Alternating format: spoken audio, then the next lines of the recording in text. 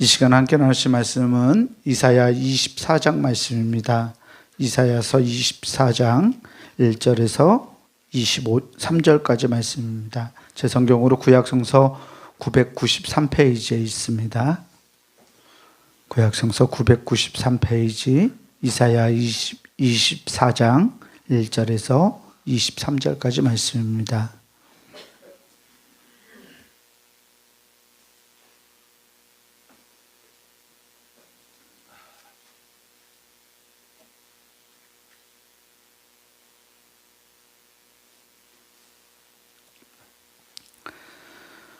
네, 말씀 제가 이제 여러분들한테 나누어서 교독하겠습니다. 보라, 여호와께서 땅을 공허하게 하시며 황폐하게 하시며 지면을 뒤집어 엎으시고 그 주민을 흩으시리니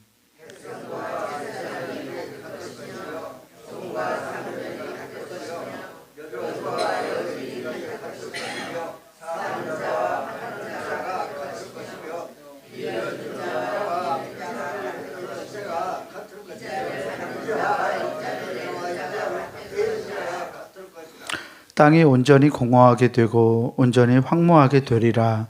여호와께서 이 말씀을 하셨느니라.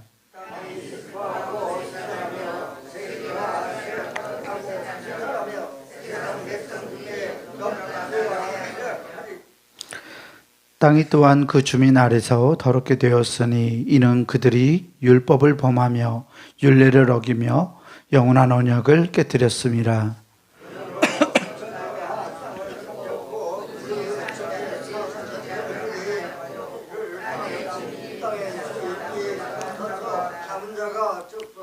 새 포도즙이 슬퍼하고 포도나무가 쇠잔하며 마음이 즐겁던 자가 다 탄식하며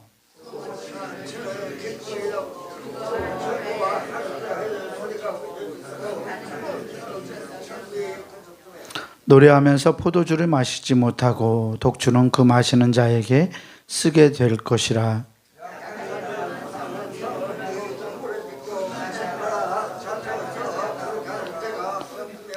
포도주가 없으므로 거리에서 부르짖으며 모든 즐거움이 사라졌으며 땅의 기쁨이 소멸되었도다. 세계 민족 중에 이러한 일이 있으리니 곧 감람나무를 흔듦 같고 포도를 거둔 후에 그 남은 것을 주움 같을 것이니라.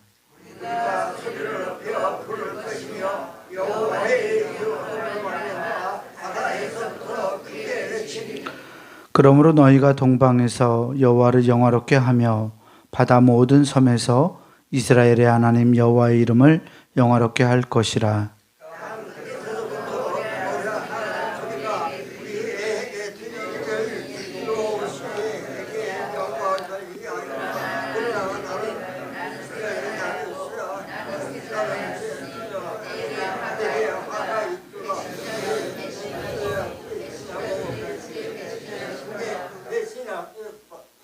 땅의 주민아, 두려움과 함정과 올무가 내게 이르렀나니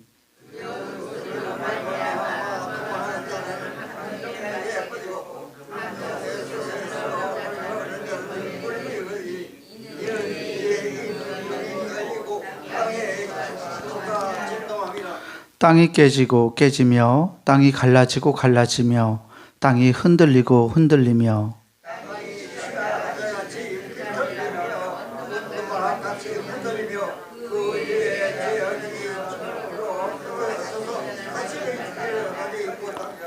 그날에 여호와께서 높은 데에서 높은 군대를 벌하시며 땅에서 땅의 왕들을 벌하시리니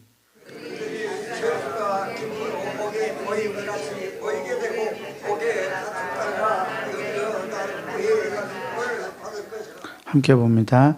그때의 달이 수치를 당하고 해가 부끄러워하리니 이는 만군의 여호와께서 시온산과 예루살렘에서 왕이 되시고 그 장로들 앞에서 영광을 나타내실 것임이라.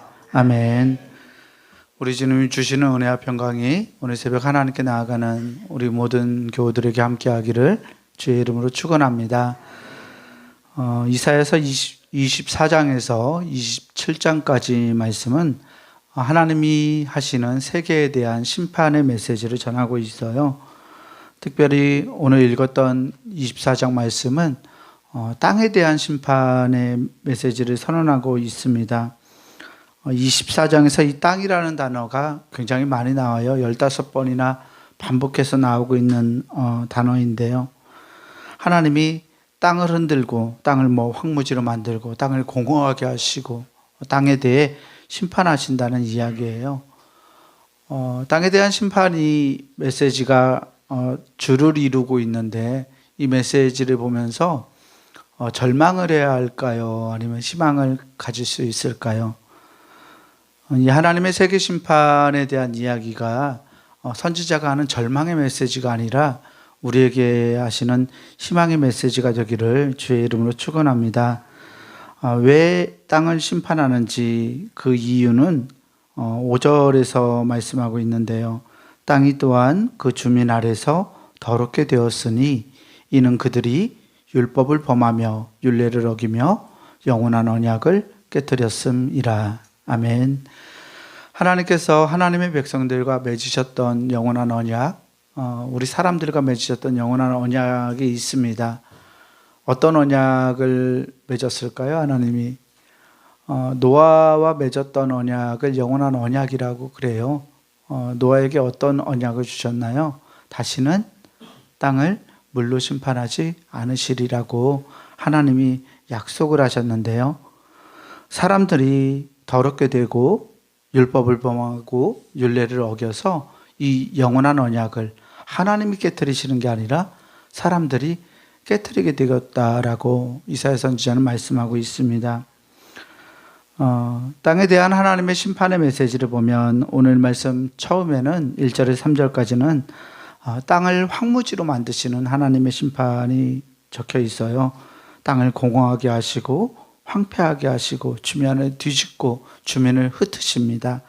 하나님이 이렇게 땅에 대해서 심판하시니까 2절 말씀처럼 사람이 세워두었던 어떤 체계들, 사람의 질서와 체계들이 무너지는 것을 보게 되죠.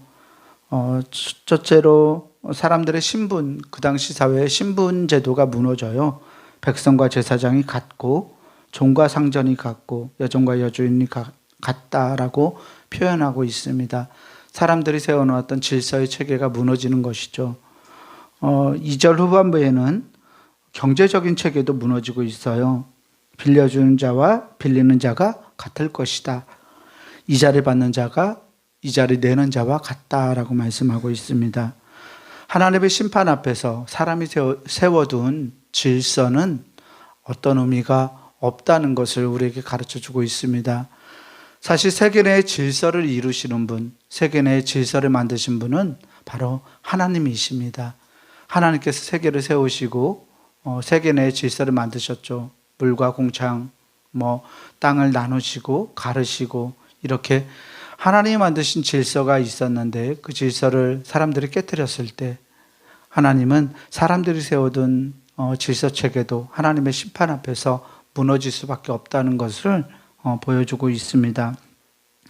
하나님이 이렇게 심판을 하시니까 4절에서 6절까지 말씀에서는 땅이 쇠약해지는 것을 보게 됩니다. 땅이 4절 말씀 보면 땅이 슬퍼하고 쇠잔하며 세계가 쇠약하고 쇠잔하며 세상 백성 중에 높은 자가 쇠약하며. 아멘. 땅이 심판을 받으면 사람들의 삶에 영향을 미칩니다. 우리가 많이 아는 것 요새도 많이 겪고 있죠. 사람들이 바른 질서를 가지고 세상을 살아가지 않기 때문에 자연환경도 악용하고 남용하고 함부로 사용하고 하나님 세워둔 질서, 자연의 질서를 사람이 어겼을 때 인류에게 이런 재난들이 일어나는 것을 보게 됩니다. 기온이 올라가고 또 이상기후가 우리 세계 내에 발생하는 것들, 사람들이 자신의 이익을 위해서 사실 세계 내에 소고기를 먹기 위해서 1세계 사람들이라고 하죠. 선진국 국가에서 소고기를 먹기 위해서 소를 키워요. 근데 이 소가 메탄가스를 배출하는 주범입니다. 그래서 생태학적으로 봤을 때는 소외 개체가 적정하게 평균을 이루어야 되는데 소외 개체가 이상적으로 많은 거예요. 자동차보다 더 심각한 메탄가스를 소가 방귀 껴서 그렇게 방귀를 껴서 메탄가스가 늘어나고 그 메탄가스가 햇빛을 맞고 그래서 이상기후가 더 심각해지게 됩니다. 이 소고기는 누가 먹을까요? 가지고 있는 사람들, 선진국 사람들이 먹기 위해서 키우는 거예요. 제3세계 사람들, 아프리카 또 경제적으로 부유하지 못한 나라들은 소를 잡아먹지 못해요. 그러면 일부 사람들, 세계 인구 내의 일부 선진국들을 위해서 기후가 그렇게 이상하게 가는 거예요. 이것들 모두가 사람들이 땅을 착취하는 행위, 세계를 착취하는 행위라고 볼 수 있습니다. 이사야 선지자 당시에서도 그렇게 사람들이 하나님이 세우던 질서를 어겼을 때 하나님이 그렇게 심판을 하신다고 말씀하고 있죠. 10절 말씀을 보면 약탈을 당한 성읍이 허물어지고 집마다 닫혀서 들어가는 자가 없다라고 말하고 있어요. 이 약탈을 당한 성읍이라는 건 조금 해석을 좀 부드럽게 한 건데 문자적으로 말했을 때는 공허의 성이 무너진다는 이야기입니다. 공허의 성이 무너진다. 예루살렘 성이 무너져도 예루살렘이 무너져도 그것이 공허의 성이라고 말하고 있어요. 왜 예루살렘 성이 공허의 성이 되었을까요? 성전 내에 하나님을 생각하는 사람들이 없어졌기 때문에 그렇고, 두 번째로는 아수르 제국의 군대가 병영을 예루살렘 성 안에다가 병영을 만들었어요. 그러니까 예루살렘 성내에 아수르의 군대가 진을 치고 있는 거죠. 이사야 선지자는 그 모습을 보면서 공허의 성이라고 말하고 있어요.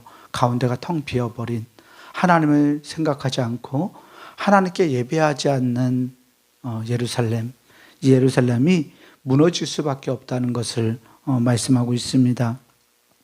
심판의 메시지가 계속되어서 성읍이 황무해지고 성문이 파괴되고 포도주가 없어지고 또 모든 즐거움이 사라지고 땅의 기쁨이 소멸되었다고 이사야 선지자는 말씀합니다. 소멸될 거라는 말씀이죠. 그리고 13절에서 이렇게 말하는데요. 세계 민족 중에 이러한 일이 있으리니, 이러한 심판이 있으리니 곧 감람나무를 흔듦 같고 포도를 거둔 후에 그 남은 것을 주움 같을 것이니라. 아멘. 감람나무를 흔든다. 올리브나무를 흔든다는 거 얘긴데요. 올리브나무의 열매를 추수하기 위해서는 나무를 막대기로 두드려야 돼요. 흔들어야 돼요. 그런데 나무를 막대기로 치지 않고 이렇게 지금 이야기하는 것은 추수가 끝난 후의 상황을 이야기하는 거예요. 감람나무를 흔듦처럼 추수가 다 끝난 올리브나무를 흔들어서 남아있는 열매를 거두는 것처럼, 또 포도를 거둔 후에 그 남은 것을 줍는 것처럼 그 심판에서 살아남을 자들이 적을 거다. 운이 좋아서 또는 어떻게 하나님의 심판을 피해가서 남아있겠지만 그 사람들의 수가 많지는 않을 거라는 것을 올리브나무와 이 포도에 관한 이야기로 이사야 선지자는 비유하고 있습니다. 14절에서부터 16절까지는 이제 땅 끝에서 들려오는 외침의 소리가 나옵니다. 이렇게 하나님이 심판하시면 사람들이 슬퍼하고 울고 통곡하고 애통해야 되는데 반대의 상황이 일어나죠. 무리가 소리를 높여 부를 것이며 여호와의 위엄으로 말미암아 바다에서부터 크게 외치리니 그러므로 너희가 동방에서 여호와를 영화롭게 하며 바다 모든 섬에서 이스라엘 하나님 여호와의 이름을 영화롭게 할 것이라. 또 16절에서 땅끝에서부터 노래하는 소리가 우리에게 들리기를 의로우신 이에게 하나님에게 영광을 돌리세 하도다. 아멘. 사람들이 이렇게 환호하는 이유, 하나님이 이 아수르 병영이 차지하고 있는, 군대가 차지하고 있는 이 성을 심판하셨기 때문이에요. 아수르 사람들에게는 이게 재앙이고 징벌이지만 포로로 또 이 아수르 제국 수하에 있었던 이스라엘 백성들에게는 이 심판의 메시지가 구원의 메시지입니다. 하나님께서 아수르의 세력을 꺾으시고 심판하셔서 그들을 다시금 자신의 자리로 돌아오고 회복시켜 주실 것이라는 그 기대 아래서 사람들이 기뻐하고 외치고 있습니다. 그런데 이사야 선지자가 16절 중반부에 이렇게 말해요. 그러나 나는 이르기를 나는 쇠잔하였고 나는 쇠잔하였으니 내게 화가 있도다. 배신자들은 배신하고 배신자들이 크게 배신하였도다. 아멘. 사람들이 하나님의 구원을 소리치고 노래하는 이 상황이, 이 환호성이 이사야 선지자에게는 아직 너무 이른 것이었던 것 같습니다. 바르게 하나님 앞에 돌아오지 않고 그저 적이 무너지는 것으로 환호성을 지르는 것은 바른 것이, 바른 회개, 바른 돌아옴이 아니라는 말이기도 합니다. 하나님의 백성들이 바르게 하나님 앞에 돌아오려면 앞에서 말했던 그 5절에서 지적했던 율법을 범하고 율례를 어기며 영원한 언약을 깨뜨렸던 것들이 회복되어야 함에도 불구하고 적이 안 되니까, 적이 망하니까 나는 살았다라고 생각하는 것, 그것 자체가 하나님 앞에 바른 회개가 아니라고 말씀하는 것 같습니다. 이렇게 땅이 이렇게 하나님의 심판을 받고 그래서 하나님께서 반드시 심판하실 것이라고 17절에서부터 23절까지는 그 심판의 메시지를 전하고 있습니다. 하나님의 심판은 반드시 이루어질 것이다. 그래서 죄악이 중함으로 사람들이 땅에서 다시는 일어나지 못할 것이라고 말씀합니다. 그리고 마지막에는 이런 메시지를 전하고 이 장을 마치는데요. 마지막 23절에 그때의 달이 수치를 당하고 해가 부끄러워하리니 이는 만군의 여호와께서 시온산과 예루살렘에서 왕이 되시고 그 장로들 앞에서 영광을 나타내실 것임이라. 아멘. 달이 수치를 당하고 해가 부끄러워한다. 달과 해를 섬겼던 이방 신앙들이 부끄러움을 당하게 될 거라는 이야기예요. 왜냐하면 하나님이 참 신임을, 참 하나님이심을 드러내실 것이기 때문입니다. 모든 것이 무너지는 때에 하나님은 하나님의 영광을 드러내시리라고 이사야 선지자는 선포합니다. 사람들이 기대고 있던 것들이 다 무너지고 사람들이 기대었던 신앙들, 종교들이 무너졌을 때 하나님이 참 하나님이심을 자연스럽게 그것이 드러나게 될 것이라고 말하고 있습니다. 오늘 우리가 살아가고 있는 우리의 공동체, 우리의 교회, 또 우리의 신앙생활은 어떤지요? 우리도 여전히 공허의 성을 가지고 있지는 않습니까? 우리 안에 하나님이 참으로 살아계시지 않다면, 우리가 하나님의 말씀을 참으로 따르지 않는다면 우리도 공허의 성에 불과할지도 모릅니다. 우리가 빈 성이 되지 않기 위해서, 허무하고 공허한 성이 되지 않기 위해서 날마다 하나님의 뜻을 우리의 마음속에 품고 그 뜻으로 삶을 살아낼 수 있는 우리 모두가 되기를 주의 이름으로 간절히 축원합니다. 기도하겠습니다. 사랑과 은혜의 주님 감사합니다. 하나님의 영원한 언약 아래에 살아감에도 불구하고 하나님의 말씀을 따르지 않고 하나님의 율법을 범하고 또 영원한 언약을 스스로 우리가 깨뜨렸을 때 이사야 선지자가 예고했던 이러한 심판과 징벌이 하나님 우리에게도 임할 수 있음을 기억하게 하시니 주님 감사합니다. 하나님, 우리 가슴이 공허함으로 채워지지 않기를 소망합니다. 연약하고 유한하고 없어질 것들에 우리의 마음을 두지 않게 하시고 우리의 마음이 영원한 하나님을 품는 그러한 마음이 될 수 있도록 하나님 우리의 마음을 주장하여 주옵소서. 주님께서 우리의 마음과 생각을 지켜주셔서 하나님 앞에서 바르게 살아갈 수 있게 하시고 또 죄 가운데 있더라도 하나님 그 죄를 바르게 고하고 고백하고 회개하며 하나님께 돌아올 수 있는 우리가 되게 하여 주옵소서. 우리의 마음을 다스리시는 분, 세계 내에 질서를 세우시는 분이 오직 하나님이신 줄 믿습니다. 하나님, 주님의 질서 가운데 살아갈 수 있도록 우리에게 은혜를 베풀어 주시고 하나님의 영원하신 다스림이 하나님 우리 가운데 있을 수 있도록 날마다 하나님을 향하며 살아가는 우리 되게 하여 주옵소서. 감사드리며 우리 구주 예수 그리스도 이름으로 기도합니다. 아멘. 하늘에 계신 우리 아버지여, 이름이 거룩히 여김을 받으시오며 나라가 임하시오며 뜻이 하늘에서 이루어진 것 같이 땅에서도 이루어지이다.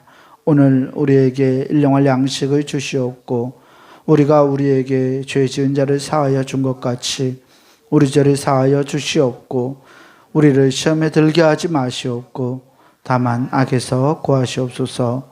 나라와 권세와 영광이 아버지께 영원히 있사옵나이다. 아멘.